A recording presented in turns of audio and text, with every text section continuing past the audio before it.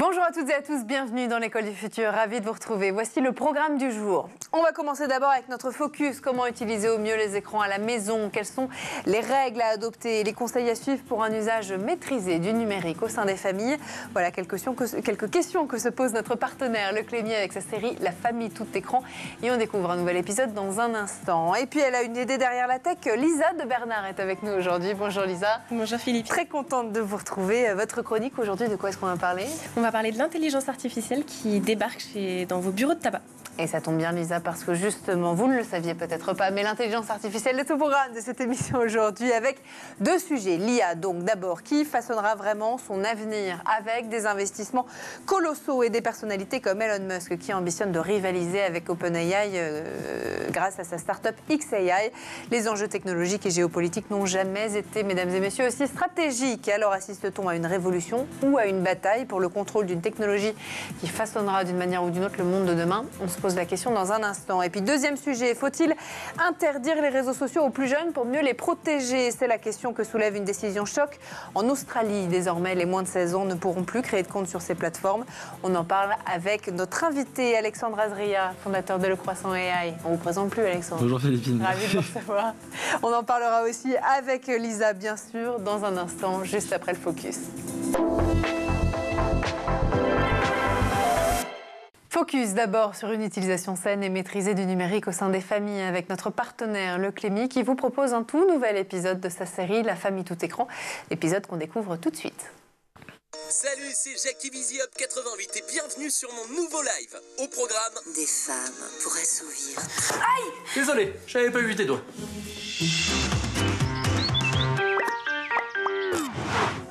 J'ai pas fait exprès, ça s'est ouvert tout seul. Dis donc, on me la fait pas à moi. Mais je te jure, j'y suis pour rien. Pourtant, il a cliqué.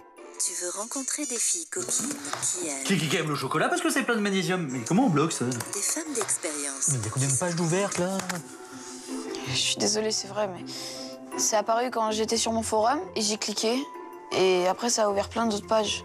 C'est pas ta faute, mais il y a des personnes qui pensent pas à toi. Avec ce genre d'image, elles gagnent beaucoup d'argent de la publicité et sans se soucier qu'un enfant puisse tomber dessus. Il y a des sites que tu ne dois pas voir et notre rôle, c'est de te préserver de tout ça.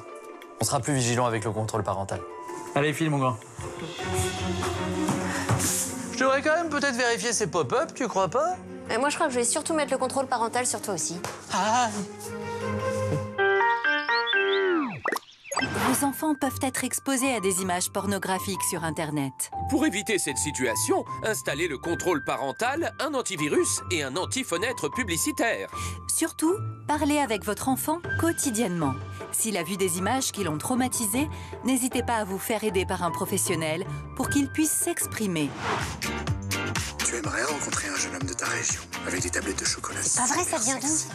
C'est pas une pub mensongère, tu le noteras. Allez, du numérique à l'intelligence artificielle, il n'y a qu'un pas. Et c'est justement le sujet de cette première partie du talk, l'intelligence artificielle générative. Parlons-nous ici d'une révolution technologique ou alors d'une course au pouvoir avec des figures comme Elon Musk qui injecte des milliards dans sa société xAI pour défier OpenAI. Les enjeux ne sont plus seulement techniques, mais aussi politiques et économiques. Alors jusqu'où peut aller cette compétition?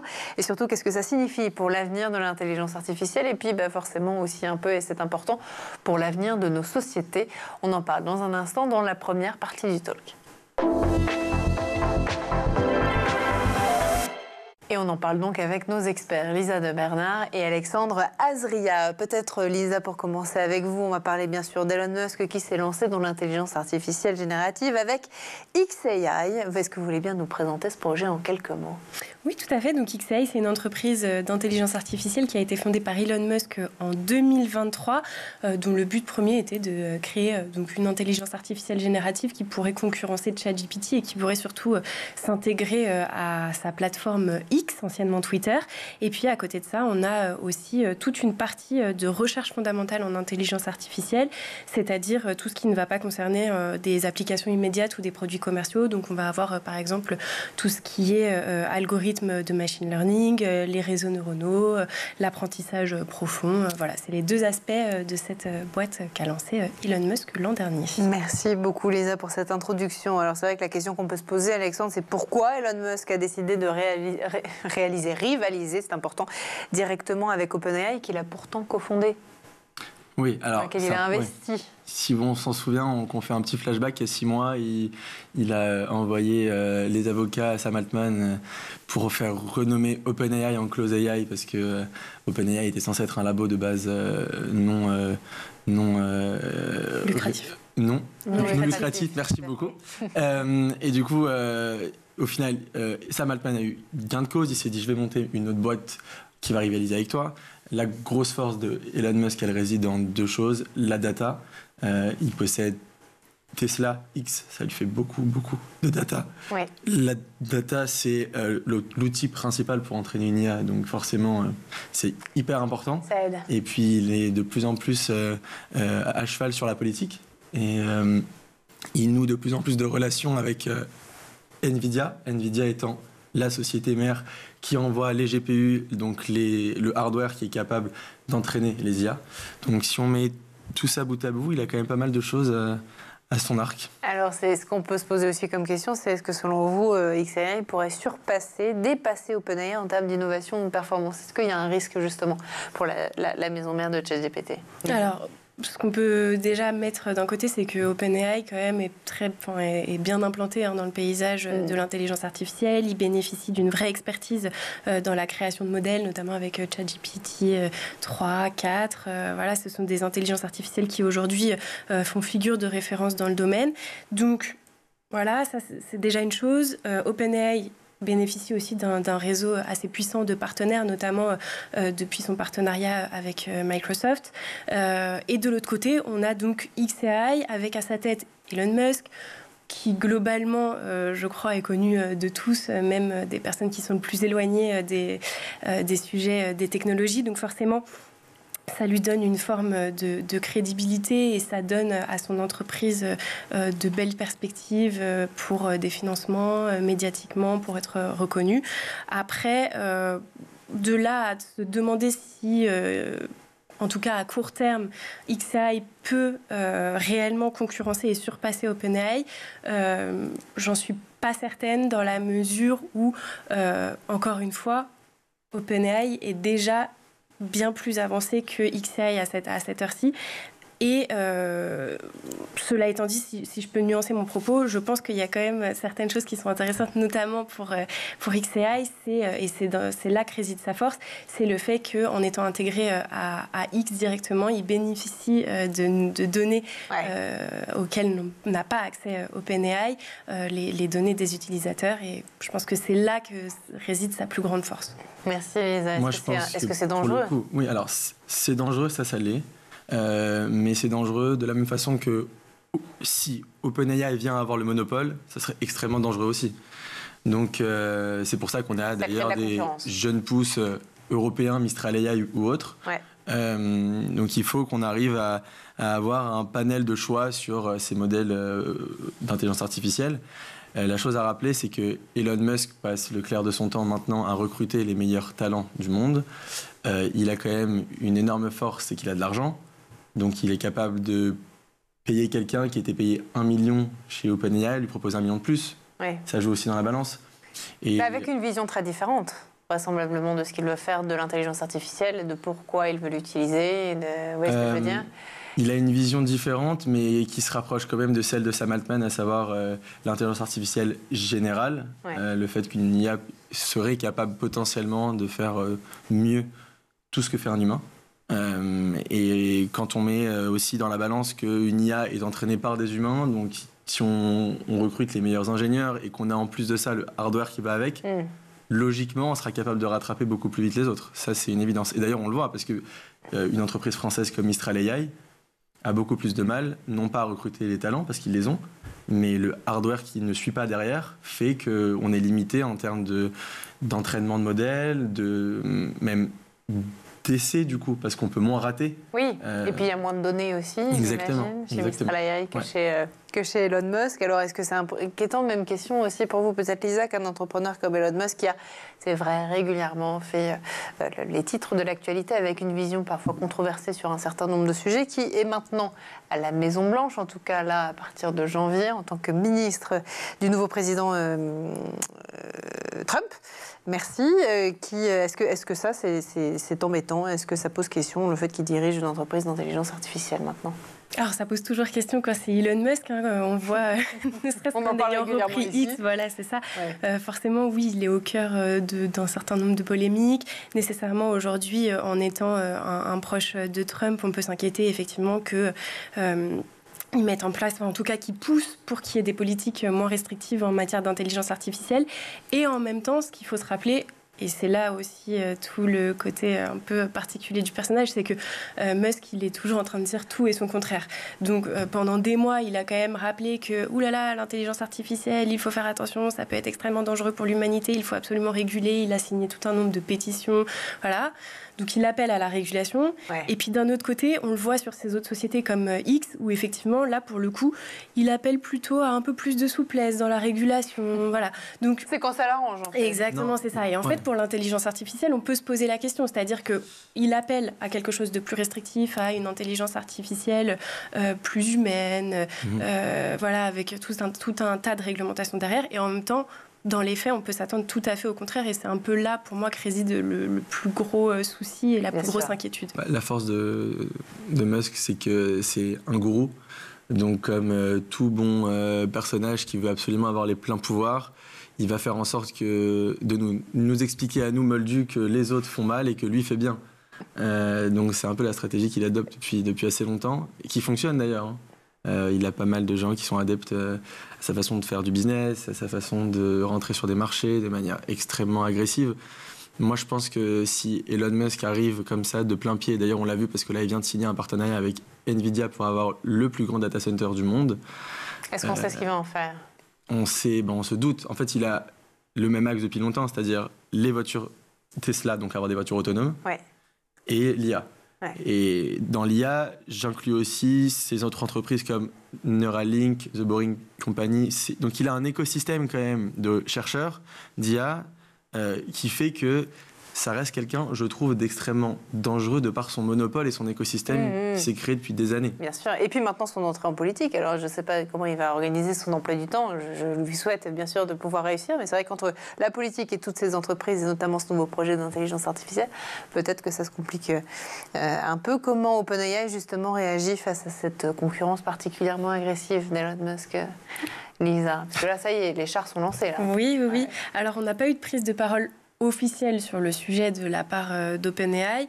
Après, ce qu'on peut imaginer en voyant ce qu'ils font depuis quelques mois, c'est que, bon, évidemment, il y a une certaine prudence, ça c'est certain, vis-à-vis de Musk et d'XAI.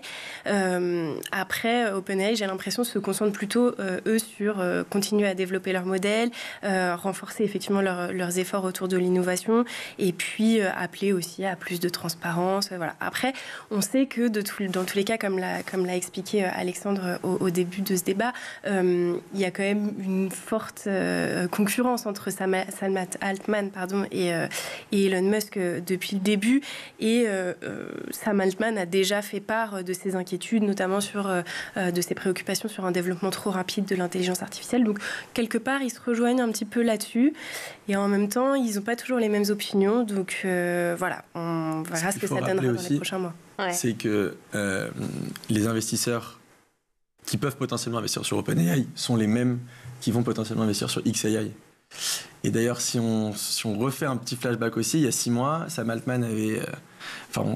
ça avait été la risée du monde entier parce qu'il avait dit qu'il voulait lever quelques milliards, ce qui ne s'était jamais fait pour une start-up. Oui. Elon Musk l'a fait pour XAI. Donc en fait... C'est pas la même force de frappe. Non, c'est pas la même force de frappe. Et malheureusement pour Sam Altman, je trouve, en tout cas, c'est qu'il est en train de rivaliser avec quelqu'un qui n'a aucun rival. Il est, en tout cas, il a les pleins pouvoirs. Est-ce qu'il va se faire manger, justement, Sam Altman? D'une certaine façon, si vous êtes le meilleur ami du président des États-Unis, je pense que ça vous octroie pas mal de passe-droit, tant en termes d'AI safety, qui est un énorme sujet, qu'en termes de financement ou autre. Surtout quand le président des États-Unis est un milliardaire. Enfin, ça aide aussi. Sécurité des données, tout ça, effectivement, c'est un sacré sujet dont on pourrait parler encore pendant des heures. Mais il va falloir qu'on continue parce qu'on a un deuxième sujet et notamment une chronique, la vôtre, Lisa. Merci beaucoup. En tout cas, on continuera à en parler dans les prochaines semaines. Allez, on passe à un autre sujet. D'abord, on fait un petit tour du côté de la planète tech. D'abord, donc, images et vidéos, c'est le ZAP et c'est toujours l'œil de Jean Martineau.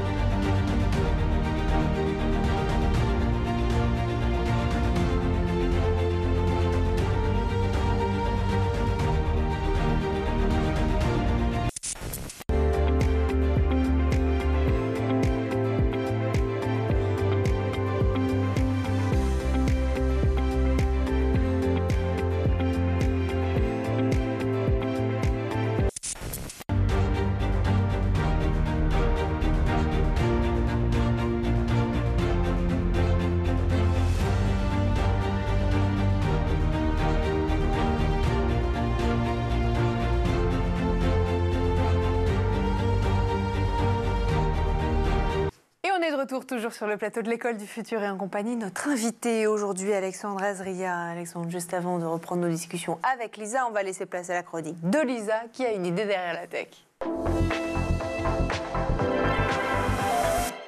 Lisa, peut-être que lors de votre dernier passage chez votre buraliste, vous avez peut-être pu remarquer l'apparition de nouvelles machines, des machines près des caisses, côté client, puisque près d'une centaine de buralistes sont désormais équipés d'une machine d'analyse faciale. Lisa, la curiosité me tiraille aussi, j'imagine, certainement les téléspectateurs. Alors dites-nous en plus sur ces dispositifs. Eh bien, il s'agit tout simplement de petits boîtiers équipés d'intelligence artificielle capables d'analyser le visage pour estimer l'âge des clients. Ils visent donc en fait à empêcher la vente de tabac et d'argent aux mineurs et de jeux d'argent, parce que d'argent a priori on ne le vend pas. On aimerait bien. Oui, on aimerait bien. C'est une technologie donc de reconnaissance faciale qui, sans enregistrer les données, donne une estimation rapide. Rouge, on doit vérifier la carte d'identité. Vert, on peut faire la vente, c'est simple et c'est rapide. C'est impressionnant. Il vaut mieux que je sois maquillée, sinon effectivement ils vont décider que je suis mineure. Comment fonctionne justement cette analyse faciale et pourquoi surtout installer ces machines? Eh bien, le système repose sur des algorithmes avancés, donc comme je le disais, qui analysent les traits du visage pour déduire l'âge de manière non invasive. Aucune donnée biométrique, a priori, n'est conservée, ce qui devrait rassurer sur le respect de la vie privée. En pratique, cela aide les buralistes à appliquer plus efficacement la loi et à réduire les risques d'erreur lorsqu'il s'agit de juger si une personne a bien 18 ans, surtout lorsque les clients se rapprochent de l'âge fatidique de la majorité. Fatidique, effectivement. Alors, on est bien d'accord, Lisa, à ce stade, cette technologie, elle n'est pas infaillible, il y a quand même quelques risques d'erreur. Bien entendu, tout n'est pas parfait et les faux positifs ont déjà fait leurs victimes. Nos confrères de France Télévisions, par exemple, ont interviewé une jeune femme de 21 ans qui, malheureusement, a été catégorisée comme étant mineure. Ce genre de situation peut bien évidemment créer de la frustration chez certains clients qui n'auraient pas leur pièce d'identité sur eux à ce moment-là. Je veux bien croire, effectivement. Est-ce que c'est une solution qui existe uniquement en France aujourd'hui ? Non. Des solutions similaires existent déjà ailleurs, par exemple dans des pays comme le Royaume-Uni, qui ont déjà testé des technologies comparables dans les commerces. Et puis, on a également la Chine, où la reconnaissance faciale est largement utilisée pour prévenir notamment la vente illégale de produits réglementés aux mineurs. Désormais, si vous passez à côté justement de l'un de ces écrans qui seront certainement, évidemment, amenés à se multiplier au cours des prochaines années, vous savez quoi faire et surtout de quoi il en retourne. Venez maquiller. Merci beaucoup en tout cas, Lisa, pour cette chronique. Et puis on lance ensemble tous les trois la deuxième partie du talk. Deuxième partie du talk et donc deuxième sujet au cœur de l'actualité mondiale de la tech. Aujourd'hui, l'Australie, à l'autre bout du monde, interdit l'accès aux réseaux sociaux aux moins de 16 ans. Et justement, pour introduire le sujet, je vais me tourner vers vous toujours, Lisa. Quelques éléments de contexte. D'abord, pourquoi l'Australie a-t-elle décidé de légiférer aussi strictement? Parce qu'effectivement, on va parler, c'est quand même assez strict, sur l'accès des moins de 16 ans aux réseaux sociaux.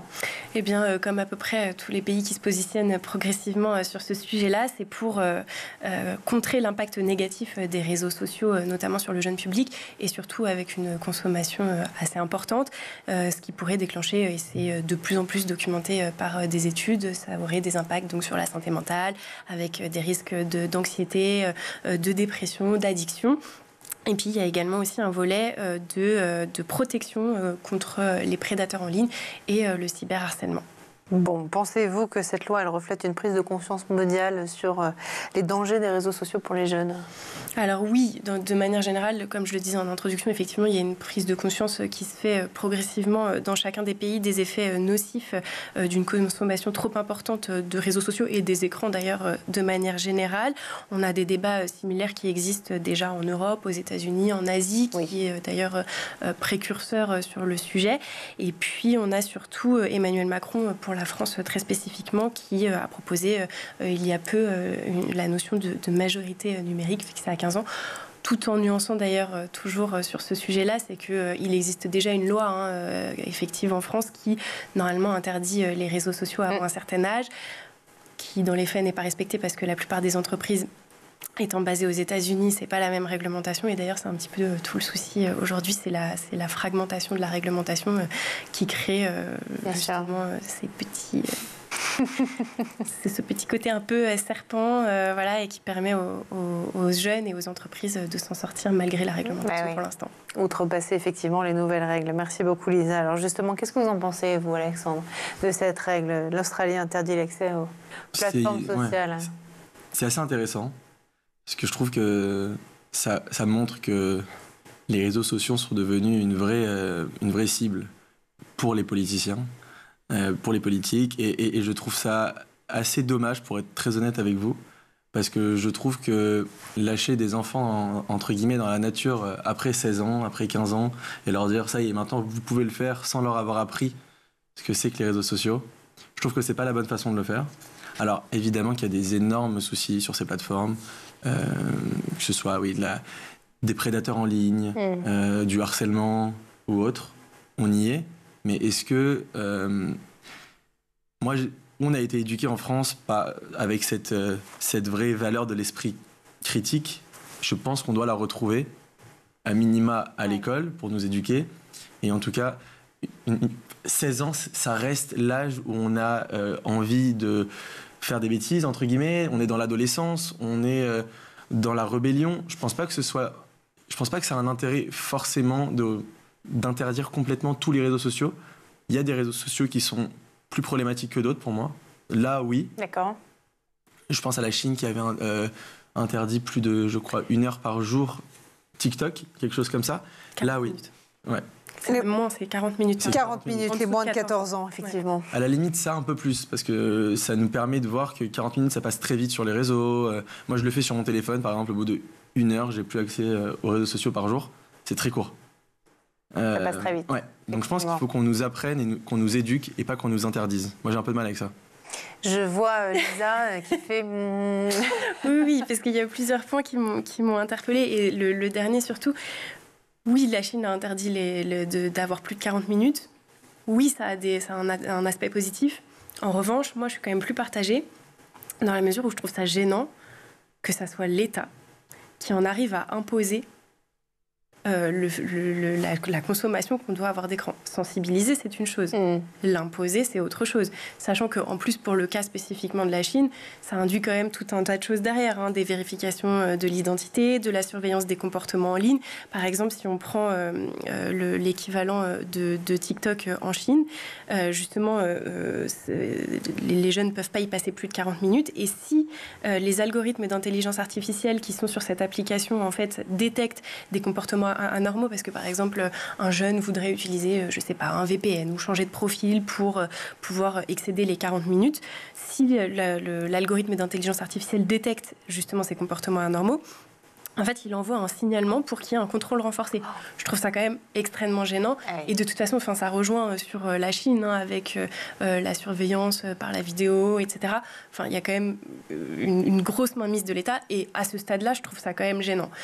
Après, là-dessus, je vous rejoins, Alexandre, c'est que je pense que tout est une question d'éducation numérique, et on a de cesse de le répéter sur ce plateau-là. C'est que on a un gros manque sur l'éducation, et c'est là que réside en fait tout le souci, puisque si on sensibilisait les jeunes dès la primaire, dès le collège, et les parents aussi. Et les parents aussi. Et d'ailleurs, ça me permet de rebondir aussi, parce que j'avais oublié pourquoi je dodelinais de la tête. Vous évoquiez le fait qu'après 16 ans, vous trouvez ça gênant, effectivement, qu'on lâche les jeunes dans la nature. Je suis d'accord sur tout ce qui est côté addiction, dans la mesure où, effectivement, à tout âge, on est touché. Hein. Je veux dire, même nous, autour de cette table, on est capable de le reconnaître qu'on passe trop de temps sur nos téléphones. En revanche, si on prend l'autre volet de la loi, qui est donc spécifiquement sur la protection des du cyberharcèlement et des prédateurs, je crois qu'à 16 ans, on commence à avoir un regard quand même différent. À 10 ans, on peut parler à n'importe qui sur Internet sans se rendre compte de ce qu'il peut y avoir derrière. Il y a toujours des risques, mais il y en a à tout âge. Je me rappelle de mon enfance où Facebook était la plateforme mondialement reconnue, où tout le monde voulait se faire un profil, où il y avait une majorité légale sur ce réseau-là qui était de 13 ans, je crois, si je ne dis pas de bêtises. Tout à fait, à l'époque. Et dans 98% du temps, on n'avait pas de téléphone en plus, nous, à l'époque. Donc il fallait prendre le téléphone de nos parents. Mais tout le monde le faisait. Et tout le monde changeait sa date de naissance. Donc en fait, je trouve que c'est des lois qui sont extrêmement utopistes. Ou utopiques, j'ai un doute sur le mot, mais on s'est compris. Parce que justement, techniquement, ça devient compliqué pour ces plateformes, comme vous l'avez dit, Lisa, de changer de pays en pays. Et on a le même problème pour des sujets beaucoup plus importants pour moi, qui sont les sites pornographiques ou autres. Appuyer sur un bouton et dire que oui, je suis majeur, tout le monde peut le faire. Changer sa date de naissance, tout le monde peut le faire. Et d'ailleurs, Meta et TikTok ont exprimé des inquiétudes sur l'efficacité, les conséquences aussi de cette loi. Ces préoccupations, elles sont justifiées selon vous ? Elles sont justifiées, et je pense que si on fouille un peu plus, on aimerait, en tout cas, si pour l'Australie ou pour l'Europe, si on met en place ce genre de loi, ça vise aussi à accélérer les amendes qu'on donne à ces entreprises qui payent parfois très peu d'impôts. Est-ce que c'est pas politique, alors, justement, des décisions ? Tout est politique, et encore plus dans les réseaux sociaux, je trouve. On l'a vu, même on le voit avec l'élection présidentielle aux US. Aux États-Unis, C'était assez flagrant, les fake news, la manipulation. Donc, en fait, les réseaux sociaux de base sont devenus un nid à beaucoup de choses assez malsaines et un énorme cliché de la société. Et est-ce que dans ce cliché-là, on veut interdire complètement les jeunes ? Je ne sais pas. Ou si on le fait, on doit leur permettre, pour moi, d'avoir un autre réseau social où ils seront en sécurité et où on aurait exclusivement des mineurs. Mais il faut trouver, pour moi, un juste milieu. L'interdiction, je trouve ça assez dur. Très rapidement, Lisa. Oui, pardon. Juste, vous évoquiez le fait qu'il faudrait créer des réseaux alternatifs sur lesquels on n'aurait que des personnes mineures. Le problème, c'est que ça va aussi dans l'autre sens. C'est-à-dire qu'on pourrait très bien avoir un adulte qui change sa date de naissance pour intégrer un réseau aussi jeune. Et c'est là toute la question. Et de toute façon, aujourd'hui, ça se vérifie déjà, puisque... Là, je vais reprendre spécifiquement l'exemple de la Chine, mais les jeunes qui veulent échapper justement à ce contrôle, en fait, il y a déjà une migration des jeunes vers d'autres structures. Et c'est tout le souci. Et justement, en ayant toujours cette réglementation fragmentée, comme je le disais tout à l'heure, en fait, on amplifie ce risque de migration. Le jour où on arrivera à harmoniser toutes les règles, où tous les pays auront la même base légale, en fait, il n'y aura plus cette tentation d'aller ailleurs parce que de toute façon, on aura la même chose partout. Mais là, c'est idéaliste. Enfin, c'est le jour où ça arrivera, honnêtement...